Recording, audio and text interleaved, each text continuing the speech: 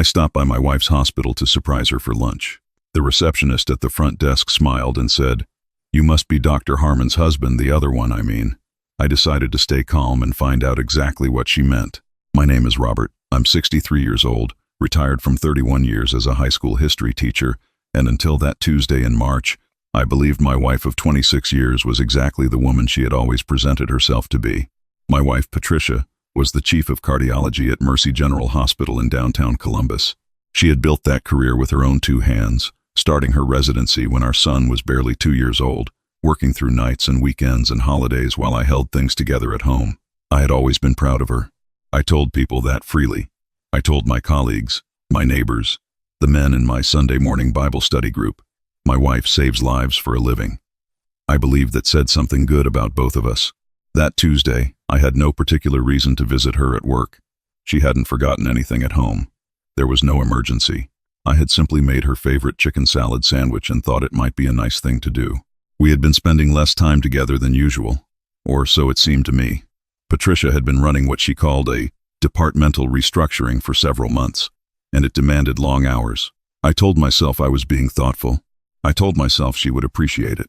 I parked in the visitor lot and walked through the main entrance carrying a paper bag and a thermos of coffee. The lobby of Mercy General was the kind of place designed to feel calming, soft lighting, pale blue walls, a large floral arrangement on the welcome desk. The woman behind the desk was young, maybe mid-20s, with reading glasses pushed up into her hair. I told her I was there to see Dr. Patricia Harmon in cardiology. I mentioned I was her husband and that I didn't have an appointment, just dropping something off. She looked up from her computer screen. Her expression shifted in a way I could not immediately name. It wasn't alarm exactly. It was more like the look a person gets when they realize they may have just stepped into something they don't fully understand. "You must be Dr. Harmon's husband," she said. Then she paused, tilted her head slightly and added, "The other one, I mean." I heard the words. I processed them individually. I understood each one on its own. And yet the sentence they formed made no sense to me for a full 4 or 5 seconds, which felt much longer than it sounds. "I'm sorry," I said. The receptionist's face went through several expressions very quickly. She looked down at her computer, then back up at me, then toward the hallway behind her, as if she were hoping someone would appear to help her. "I apologize," she said, her voice dropping. "I think I may have misspoken. Let me just call up to the department." But I had heard what she said. I had heard it clearly. She picked up the phone and turned slightly away from me. I could not make out the words she was saying. I set the paper bag and thermos on the counter and looked at the potted plant next to the welcome desk and tried to feel like a person standing in a normal situation, which I was not. A few minutes later, she told me Dr. Harmon was currently with a patient and unable to come down, but that I was welcome to leave the lunch and she would see that it was delivered. I thanked her. I left the bag in the thermos. I walked back across the lobby, pushed through the glass door, and stood in the March air for a moment before I could make myself walk to my car. I sat in the driver's seat without turning the key. The other one. The other one. 2 words. I turned them over and over like stones in my hand, looking for a different interpretation, a more innocent meaning. Perhaps she had confused me with a colleague. Perhaps she had meant something about a department, a rotation, an administrative category I didn't understand. Perhaps she had simply made a mistake. I drove home. I made myself a cup of coffee I didn't finish. I sat at the kitchen table until it was dark outside. Patricia came home at 7:30, which was normal. She was wearing her coat over her scrubs, her dark hair still pulled back in the clip she wore to work. She looked tired in the way she always looked tired, which I had always found moving because I knew how hard she worked. She asked about my day. I told her it had been quiet. I did not mention the hospital. Later, lying in the dark next to her while she slept, I thought about the receptionist's face, the way she had paused, the particular quality of the pause. I had spent 31 years in classrooms reading the faces of people who had said something they immediately wished they could take back. I knew that face. That was not a woman who had misspoken. That was a woman who had said exactly what she knew. I did not sleep. The next morning, after Patricia left for her 6 a.m. shift, I sat down with a cup of coffee and tried to think clearly. I was 63 years old. I had been married for 26 years. I was not a suspicious man by nature. I had never gone through my wife's phone, never questioned her about her whereabouts, never hired anyone to follow her. The thought of doing those things would have struck me, 3 days earlier, as a kind of paranoia I was grateful not to possess. But a young woman at a hospital front desk had called me the other one. That was a fact. It had happened, and the only honest interpretation of those words, if they were not a mistake, was that someone else had stood where I was standing and claimed the same title. I started simply. I called Mercy General's main number and asked to be transferred to the cardiology department. When someone answered, I asked if I could speak with Dr. Harmon's administrative assistant. I was transferred to a woman named Donna, who had a brisk, efficient manner and clearly dealt with hundreds of calls a week. I introduced myself as Robert Harmon and said I was trying to coordinate picking up my wife for an anniversary dinner that evening, and I wanted to make sure she didn't have any late commitments I wasn't aware of. Donna's pause was shorter than the receptionist's, but it was there. Mr. Harmon, she said carefully, I'll make sure Dr. Harmon gets a message that you called. I appreciate that, I said. I know she sometimes has evening meetings with Dr. Calloway. I just want to make sure we don't have a conflict. I had taken a guess. Patricia had mentioned a Dr. Calloway several times over the past year. He was a new department hire, a cardiologist who had joined Mercy General after some years at a practice in Atlanta. She mentioned him the way people mention colleagues they find competent and easy to work with. Once she said he had good instincts. Once she said he was the kind of doctor who asked the right questions. Donna said, I'll pass along your message. The tone of her voice told me that Dr. Calloway was not simply a colleague. I thanked her and hung up. I sat with what I had just learned, which was not yet very much, but which was already more than I wanted to know. Then I did something that felt deeply foreign to me. I began looking. Patricia had a laptop she kept on the kitchen counter, the same way she had for years. She said she liked being able to check lab results while she made her morning tea. The laptop was password protected, but the password was one I had watched her type enough times that I knew it. I had never used that knowledge before. I used it now. I am not proud of what I did that morning, but I am also not willing to pretend I wasn't justified in doing it. Her email took me longer to navigate than I expected. I was not looking for anything dramatic. I was looking for tone. I was looking for the particular warmth that bleeds through professional language when the relationship is no longer professional. I found it inside 40 minutes. His name was Dr. James Calloway. He was 49 years old, which I learned from a congratulatory email Patricia had sent him on his birthday 6 weeks earlier. The email said she was glad the year had brought them closer. It said she couldn't imagine the department without him. It said she was looking forward to next Thursday. I sat back in the kitchen chair and looked at the ceiling. I kept reading. I read slowly, the way I used to read primary sources with my students, looking not just at what was said, but at what the words were doing. What I found, spread across 4 months of emails, was the architecture of a relationship that had moved well past friendship and was being managed with considerable care to avoid detection. There were no explicit declarations. Patricia was too careful for that. But there were dinner plans made in the language of work events. There were references to conversations I had not been part of. There was a message from Calloway that said only, "Last night was exactly what I needed. Thank you for being you." Patricia had replied with a single line, "Same. Always same." I closed the laptop. I went to the living room and sat in the armchair by the window where I had graded papers for 3 decades and thought about what I was going to do. My son, Daniel, was 30 years old and lived in Portland. He called on Sundays. He loved his mother without reservation, the way children love a parent who was always slightly more glamorous than the other one. I thought about Daniel and then set that thought aside because it was too large to hold alongside everything else. I thought instead about what I knew professionally. I was a retired teacher, not an accountant or a lawyer, but I had served on our school district's budget committee for 11 years, and I understood documentation. I understood the value of evidence gathered calmly before a confrontation that could not be undone. I spent the rest of that day, and the following 2 days, building a quiet picture of what was happening. I reviewed our joint bank statements for the first time in longer than I could remember. Patricia handled our finances. She earned 4 times what my teacher's pension provided, and we had long ago settled into an arrangement where she managed the accounts, and I contributed my monthly pension toward household expenses. I had trusted that completely. What I found in the bank statements was not dramatic fraud. It was smaller than that, and somehow worse. There were restaurant charges for dates when she had told me she was working late. On evenings I remembered clearly because I had eaten dinner alone and watched the news and gone to bed before she got home. There was a charge from a hotel in Cincinnati for a night when she had told me she was attending a cardiology conference in Cleveland.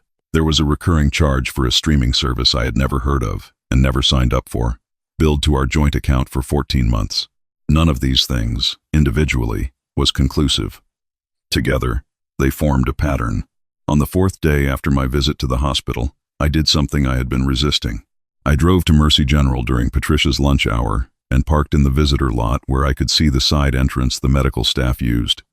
I told myself I was not following anyone. I told myself I was simply taking a drive. At 12:45, Patricia came through the side door with a man I did not recognize from photographs because I had never looked him up. He was tall, well-built, with the kind of confident posture that comes from years of people deferring to you in high-stakes situations. He was younger than me, by perhaps 15 years. He was saying something that made Patricia laugh a full laugh, her head tilting back slightly, her hand touching his arm for a moment before she caught herself. I had not seen her laugh like that in a long time. I could not have told you exactly when I had last seen it, but I knew immediately that I had not seen it recently. They walked to a sandwich shop 2 doors down from the hospital entrance. They were inside for 40 minutes. They came out still talking. At the door of the hospital, they paused and he said something quietly and she nodded. Then she went inside and he stood on the sidewalk for a moment before walking to his car. I drove home. That evening, Patricia told me she had eaten lunch at her desk because the department was slammed. She said it while looking in the refrigerator. She said it the way people say things they have said so many times that the words have stopped meaning anything to them. I said that sounded exhausting. She said it was. We watched a cooking show after dinner, and she fell asleep on the couch, and I turned off the television and went upstairs to the room where I had slept next to my wife for 26 years. I lay in the dark and thought about the 31 years I had spent teaching American history to 16-year-olds. I thought about all the times I had stood in front of a class and explained how large events begin with small decisions, how the accumulation of ordinary choices eventually becomes a life that cannot be taken back. I had taught that idea hundreds of times. I had believed I understood it. I was beginning to understand it differently now. On Saturday morning, our son Daniel called his usual Sunday call a day early because he had plans, and Patricia talked to him for 20 minutes in the kitchen while I read in the living room. I listened to her side of the conversation. She was warm and funny and completely herself with him. She asked about his girlfriend, about his job, about whether he was eating enough. She was, in those 20 minutes, entirely the woman I had married. I waited until she had hung up and poured herself a second cup of coffee and settled at the kitchen table with her tablet. Then I came and sat across from her. I said her name. Just her name. She looked up.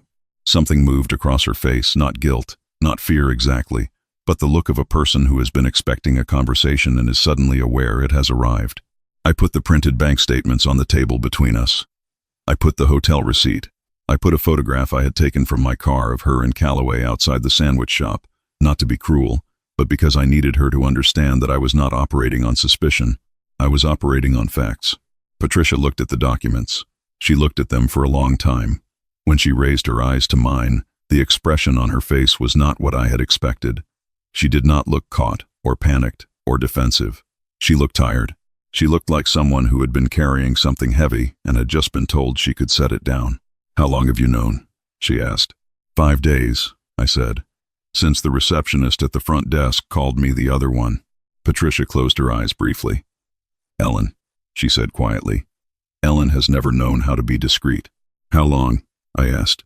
She set down her coffee cup. 14 months. 14 months.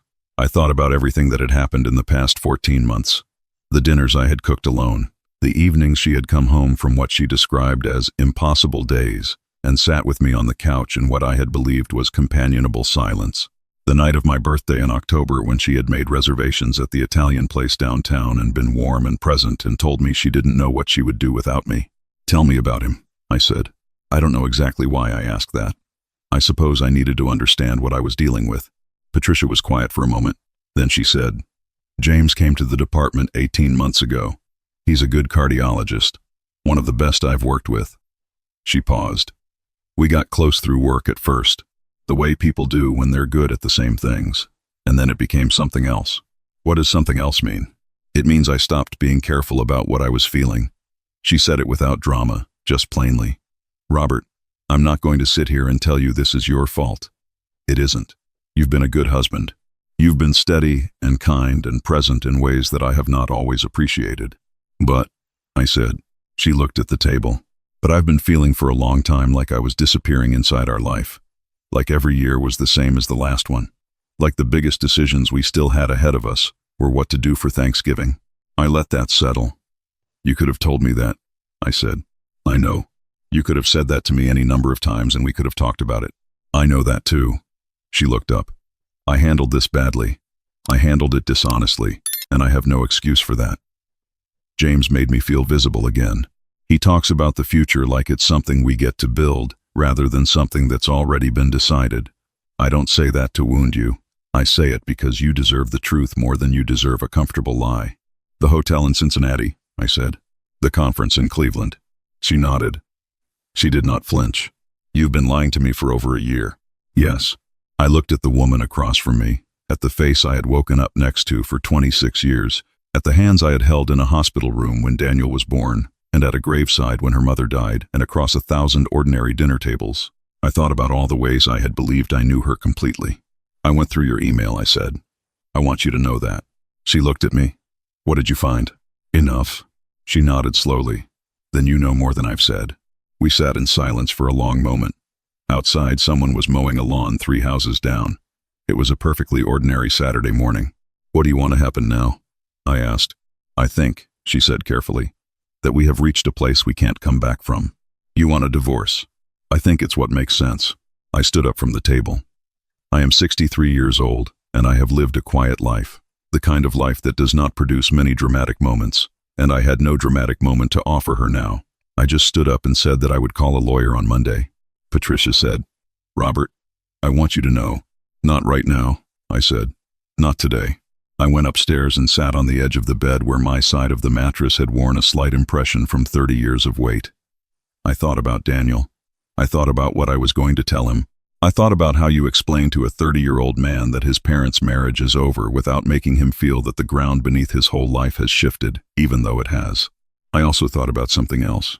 I was a retired teacher. I was not wealthy. Our finances were managed by Patricia, who earned the larger income. I had trusted that arrangement for the entirety of our marriage, and I had just spent 4 days discovering that the person managing our finances had been spending marital money on a relationship she had been actively concealing from me. On Monday, I did not call only a divorce lawyer. I called my former school district's financial advisor, a man named Carl, who had helped me set up my pension accounts 20 years ago, and who had a talent for making numbers tell a story. I brought him the bank statements. I brought the statements from our investment accounts, which I had accessed over the weekend using the same method I had used to access Patricia's email. Carl spent 2 hours with the documents. When he looked up, his expression was careful and serious. Robert, he said, your wife has been redirecting funds, not in large amounts at once. That was how it had stayed invisible. Small transfers, over many months, moving money from our joint savings into an account I was not on.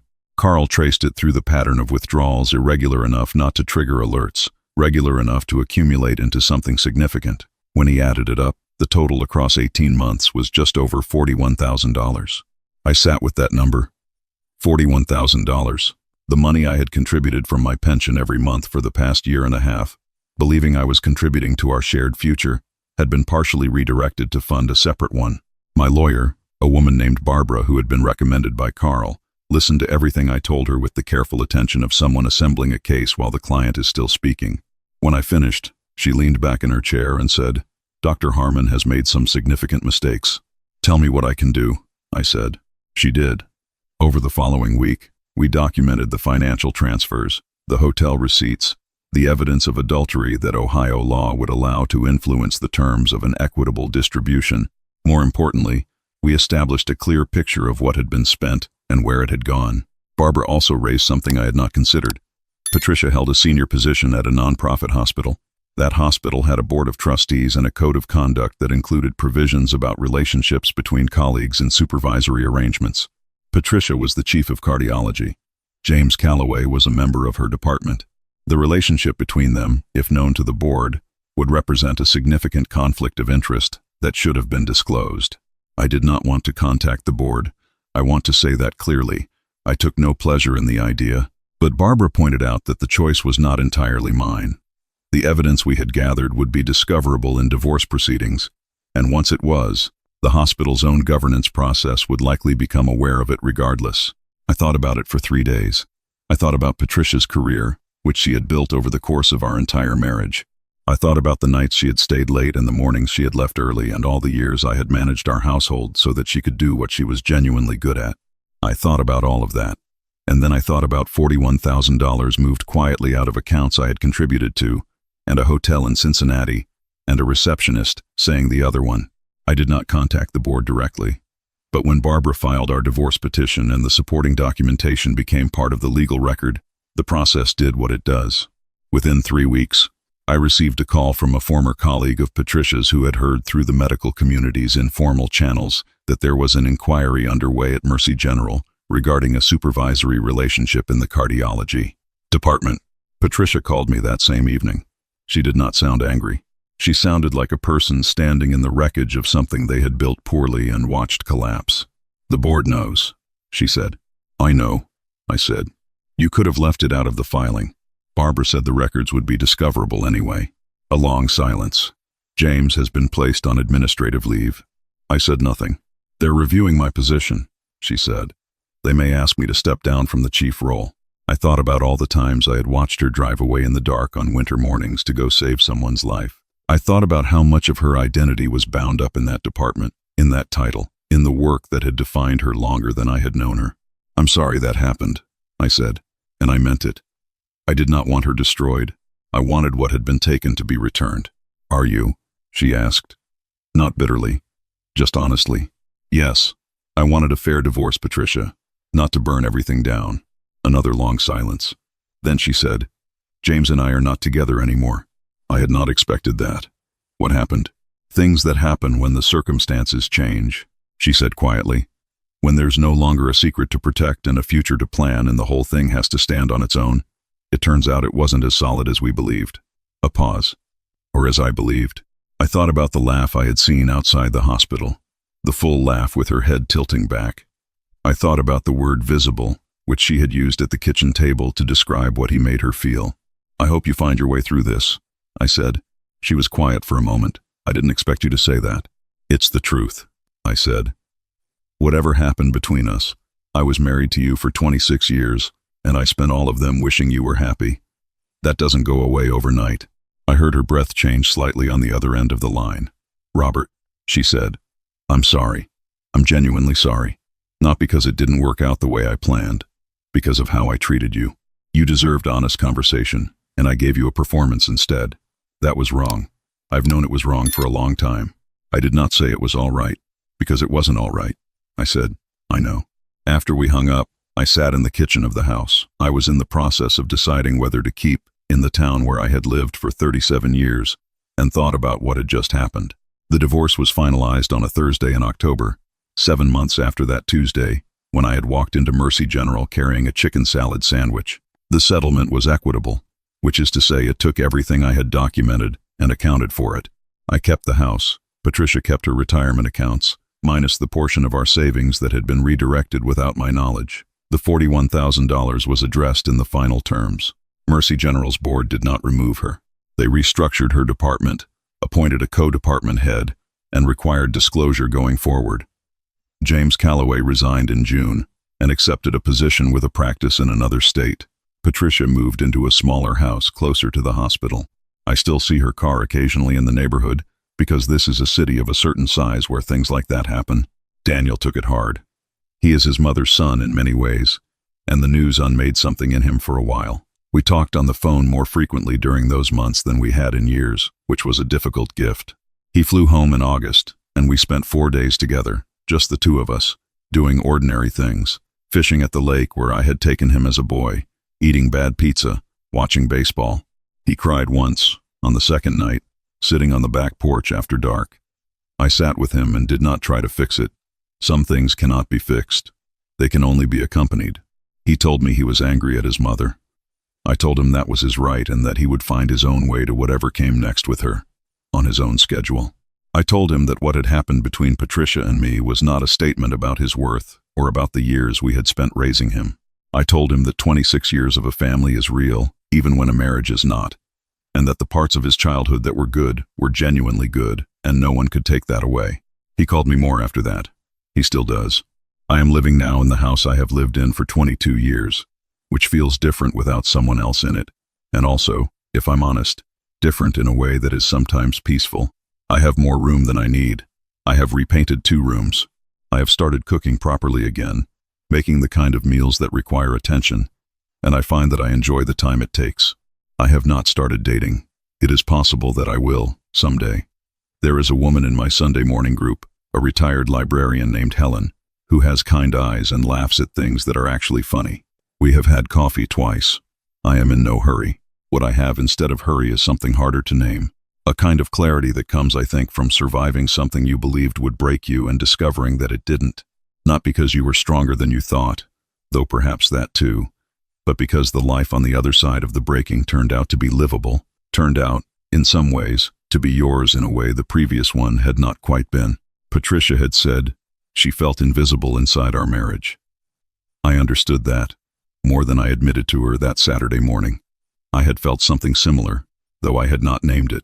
A sense of being furniture in my own home, comfortable, necessary, present, but not exactly seen. I had mistaken stability for contentment, had confused the absence of conflict with genuine peace. I had not asked for more because I had not allowed myself to believe I was entitled to it. I am 63 years old. I have a son who calls me on Sundays. I have a house with 2 freshly painted rooms. I have a pension that covers my expenses modestly and a vegetable garden in the backyard that I have been neglecting for years and am now finally attending to. I have, for the first time in a long time, a life that feels like mine. I think about the receptionist at Mercy General sometimes. Ellen, whose discretion Patricia had doubted. I have never contacted her or returned to that hospital. But I think about her and feel something that takes me a moment to identify every time something that is not quite gratitude, but is adjacent to it. The moment of ordinary carelessness that cracked a wall open, the 2 words that sent me out through the glass door and into the March air, and, eventually, into the rest of my life. The other one. I was the other one, it turned out, in my own marriage, and when I finally understood that, I stopped being him. Sometimes the most important thing we recover after a loss isn't money, or a house, or even our dignity. It's the quiet knowledge that we are still capable of building something real. Robert didn't become bitter. He painted 2 rooms, tended a neglected garden, and let a kind woman make him laugh. That small, unhurried courage to keep showing up for your own life is available to all of us, at any age. A small note to our listeners.